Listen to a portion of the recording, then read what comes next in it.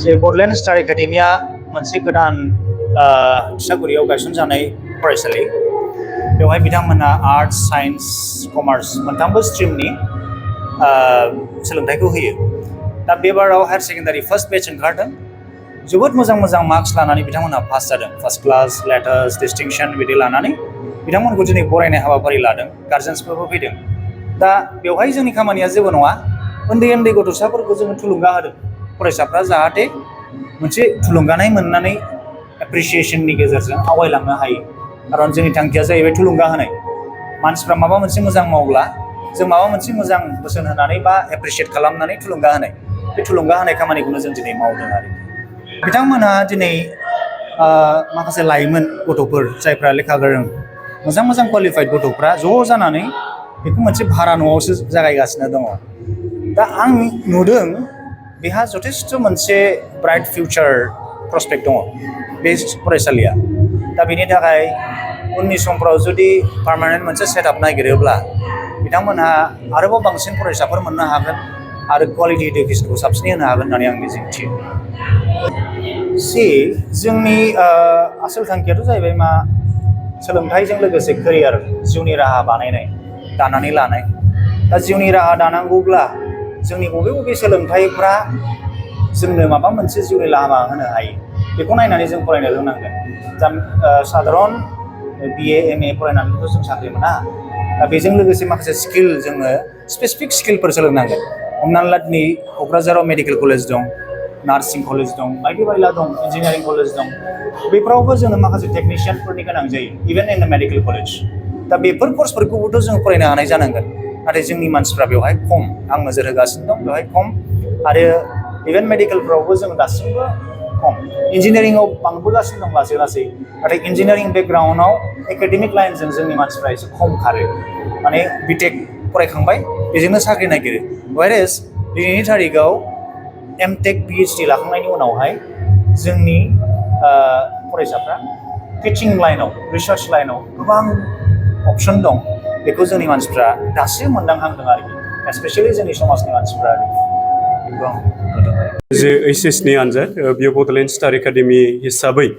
बेनो गिबि बेट्स देग्लायनो गिबि खेबनि थाखाय हायार सेकेन्डारि जे फाइनाल एग्जाम दा बेखौ बड'लेण्ड स्टार एकाडेमिया होदोंमोन आरो बे गिबि खेबनि जे फाइनाल हायार सेकेन्डारि जे एग्जाम बे एग्जामाव जोङो जोबोद मोजांथारै जाफुंसारनो हादों दा बेयावहाय जोङो रिजाल्ट हिसाबै नायोब्ला जोंनि गेजेरावहाय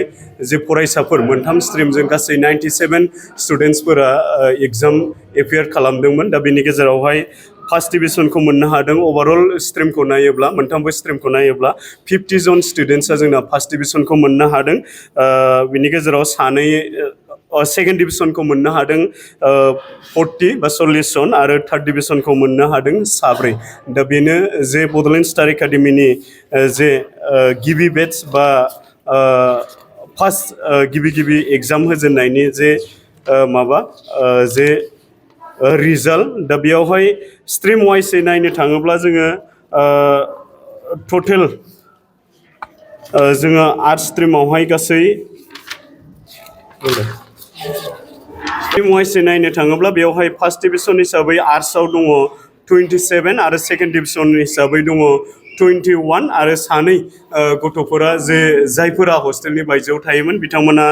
जे गावसिनि माखासे देहायारि प्रब्लेमखौ फेसिं खालामनो गोनां जानायनि थाखाय सानै जे फरायसाफोर बिसोरो थार्ड डिभिजनाव उथ्रिसारनो हादों साइन्स स्ट्रिमखौ नायनो थाङोब्ला जे फार्स्ट डिभिजन हिसाबै गासै 15 बा 15 स्टुडेन्टसफोरा फार्स्ट डिभिजन जादों आरो सेकेन्ड डिभिजन हिसाबै 19 जन स्टुडेन्टसफोरा सेकेन्ड डिभिजन हिसाबै उथ्रिनो हादों आरो सानै फरायसाफोरा साइन्स स्ट्रिम हिसाबैबो थार्ड डिभिजनाव उथ्रिदों आरो कमार्स स्ट्रिमखौ नायनो थाङोब्ला ओभारअल कमार्स स्ट्रिमनिफ्राय जिहेतु जोंनि फरायसाफोरा गासै 9 बा 9 स्टुडेन्टसफोराल' जोंनाव कमार्स स्ट्रिमाव दंमोन बेनि गेजेरावहाय 8 जन स्टुडेन्टफोरानो फार्स्ट डिभिजनखौ मोननो हादों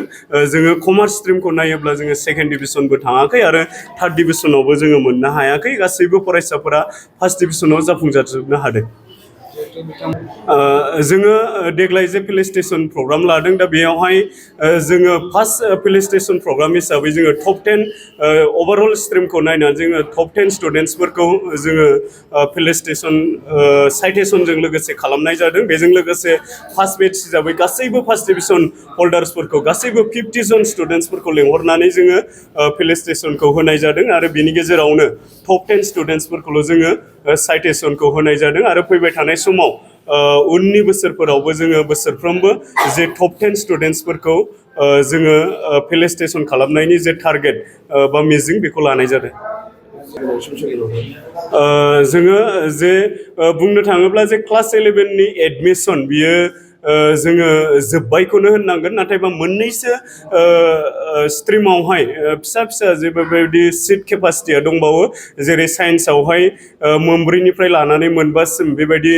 सिट केपासिटिया दंबावो आरो आर्ट्सआवहाय बेबायदिनो मोनथाम ना मोनब्रै बेबायदि सिट केपासिटिया दङ आरो कमार्सआवहाय जिहेथु जोंनि जे बर'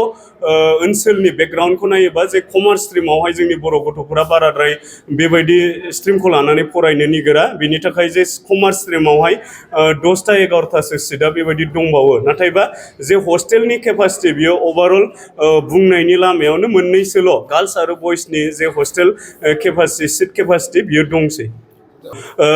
जे आद्रा थानाय जे सिट बे मोननैसो सिटआवहाय जायफोर फरायसाफोरा दिनैनि तारिखाव एडमिसन लानो होननानै बड'लेण्ड स्टार एकाडेमि एबा जोंनि कलेजावहाय स्कुलावहाय एडमिसन लानो होननानै मिजिं खालामनानै दङ नैबे मोननैसो सिटआवहाय एडमिसनखौ लाफैनो हागोन